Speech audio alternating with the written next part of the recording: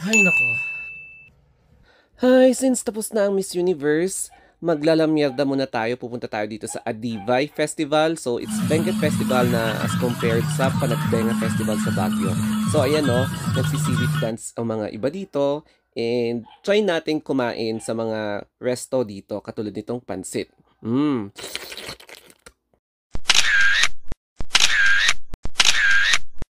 Please follow my Instagram kasi meron na tayong 1,000 followers. Thank you so much.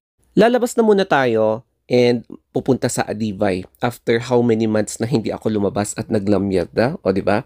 So gabi na, and for me magandang lumabas kapag ganito, mga 6 PM, kaya madilim na, no? And mapapansin nyo dito, ayan, yung moon, o di ba? Ganda ng sikat ng moon.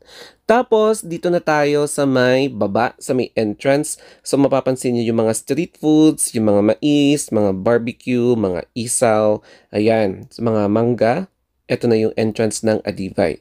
So parang ano siya, panagbenga dun sa Flower Festival sa Baguio. Pero dito naman sa Benguet. Kaya pupunta tayo sa cold storage. So as in malapit lang to dito sa bahay namin. Magkatabi lang talaga siya. Dito sa area na to, yung cold storage plant. Bale, bagsakan ng gulay para fresh yung mga gulay na ibibiyahe sa iba't ibang parts ng Pilipinas. So, kinonvert siya na area para sa panagbenga. So, marami kang makikita dito na stalls. Ayan no. Madilim lang, hindi mo ma-appreciate. Pero ayan no, merong house per municipality ng Benguet. And ito yung Adivay Trade Fair na kumbaga pwede sa night market dun sa Harrison Road sa Baguio City. Siyempre, merong security sa may bandang entrance exit, no? Para naman safe ang mga pumupunta dito. And visible yung mga police, yung mga sundalo na naka-assign dito sa area for tourism, eme-eme. So, ito yung itsura niya. Ganyan yung mga stalls. May makikita kayong mga stalls dito. And then, may nangyayaring ganap. So, ito yung parang pa-welcome niya, Adivay. O, di ba? So, nakakatuwa lang. Medyo maingay siya, kaya minute ko yung video para syempre makapagsalita ako. Ayan no, magpapapicture din naman ako no. Merong mga resibo na ipopost ko dito sa aking Facebook, o di ba, sa mga social media. So maraming nagpapapicture dito para souvenir, and sa may bandang doon may mga program, merong ongoing program, kaya may pagtitipon ng mga tao dyan. So hindi makita dito yung stage, pero ayan no, nagkukumpulan yung mga tao doon banda kasi may ongoing event. Kaya lapitan na muna natin kung ano kaya itong event na to. So na-curious ang lola mo, kaya sisilipin na natin. Meron palang vloggers conference, no? Kaya naririnig ko dito na ini-introduce yung mga local content creators here in Benguet Province. So magandang opportunity ito para sa mga gusto maging content creator. It's because you will be given the chance to introduce yourself, kung ano yung niche mo, and i-plug mo yung social media account mo. Malay mo, ifa-follow nila. O, diba? So, social. So, eto nga pala yung mga naabutan ko na nag-i-introduce sa kanilang social media profiles. Ayan. So, iniisa-isa nila sila. So, if you're from Baguio or Benguet, baka you might recognize them. And for me, yung iba may kilala ako, yung iba hindi ako familiar kasi mga bago yung iba.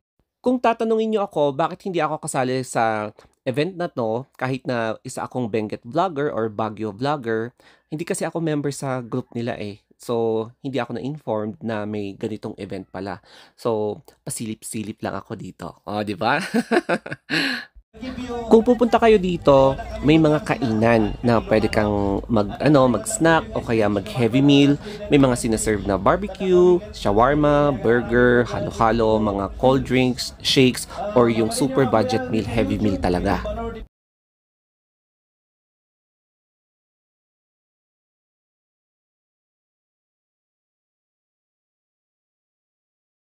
Ako naman, eto lang yung in-order ko, pansit. Ayan, mukhang marami pero maliit lang yan. Camera illusion. And ito yung budget meal ng friend ko. It's like beef and alam mo yun, yung parang mix-mix. So, yan, kain muna tayo ng konti and mag-round ng konti after kumain para tignan namin kung ano pa ang pwedeng i-offer dito sa festival na to. And ang festival na to is annually na ginaganap dito sa amin, kaya ang daming tao and ang dami kang makikita na ganap. Dito sa Benguet, makakakita ka ng ganitong dance. Ito ang sisiwit dance. Kumbaga, it's like a cultural dance na iikot-ikot kayo, yung ganyan na moves. Marami din kayo makikita na ganyan sa mga disco, sa mga folk houses around here in Baguio and Benguet. Ayan, mga ganyan na sayaw. Kung mahilig kang lumabas, lalong-lalo na sa gabi with your friends. Ayan, so sisiwit dance yung tinatawag dito. Correct me if I'm wrong, ha? So, tapos na yung program and one last glimpse kasi baka hindi ako babalik dito. Yan, Adivay Festival. O diba, at least nakapunta ako at once a year. Ayan, so kasama ko yung friend ko and then palabas na yung mga tao kaya kailangan na naming lumabas at mag-abang ng taxi kasi pahirapan ng sasakyan dito pagkatapos ng ng oras kasi ayan, dadagsaan ng tao yung kalsada, so makikipag-agawan ka sa jeep o kaya taxi, kaya ayun, binilisan namin para sumakay ng taxi. Since na-stress ako at nakapag-vlog ako ng 5 video sa Miss Universe, siguro it's time na magliwaliw muna ako, mag-relax kasi medyo na-stress ako. Ayan, pa-juice lang kami and after this, uuwi na and at least mare-refresh na ulit yung utak ko. Oh, di ba? A few moments later. Oh, di ba? Good morning and kahit pa paano, nabawasan yung ating stress. Pero mukhang matatagalan pa tayo makapag-move on, no? So anyway, after pagising, ganito yung routine ko. Umiinom ako agad ng warm water. Hindi cold. Warm water talaga. Feeling ko kasi ma-activate lahat ng parts ng organ ko kapag warm water yung iniinom natin. Or siguro medyo mas hotter ng konti sa warm. Parang ganon. Ganito din yung view sa likuran ng bahay namin. Ayan. So, ayan ang view. Makikita mo yung pine trees, yung fresh air. Ayan. Lalo na kapag maganda na yung panahon. Siyempre, stress pa tayo dyan, no? Kaya, ito yung siguro pwede kong ma-recommend na routine ko sa inyong lahat kasi drinking water can help prevent risks of heart problems or cardiovascular problems. Ayan. Tsaka, syempre, para na rin ma-activate yung kidney mo, malinisan, ma-flush. Kaya dapat tayong uminom ng tubig at least 10 to 12 glasses of water a day. O, di ba? Alam nyo, kapag nai-stress ako, dito ako pupunta and then nagdi-deep breathing ako, deep breathing exercise, inhale, exhale, o ganon.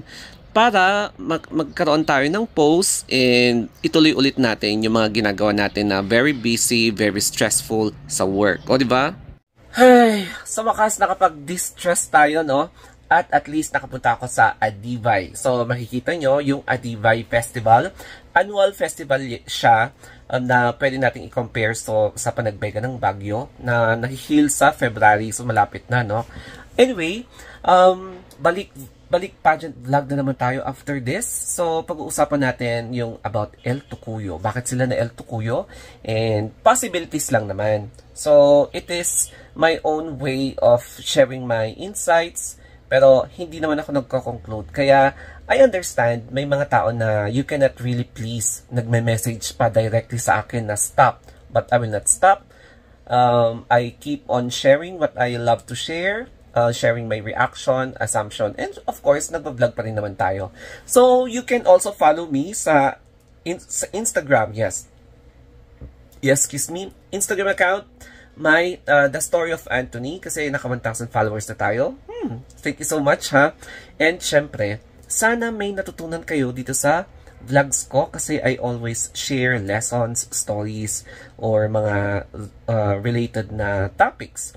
And sana panoorin niyo pa rin ako even after mga pageant vlogs natin. O, di ba? Kasi nagre-react tayo after pageants. So, that's it, guys. More vlogs to come and thank you so much. Be always positive and avoid negativity.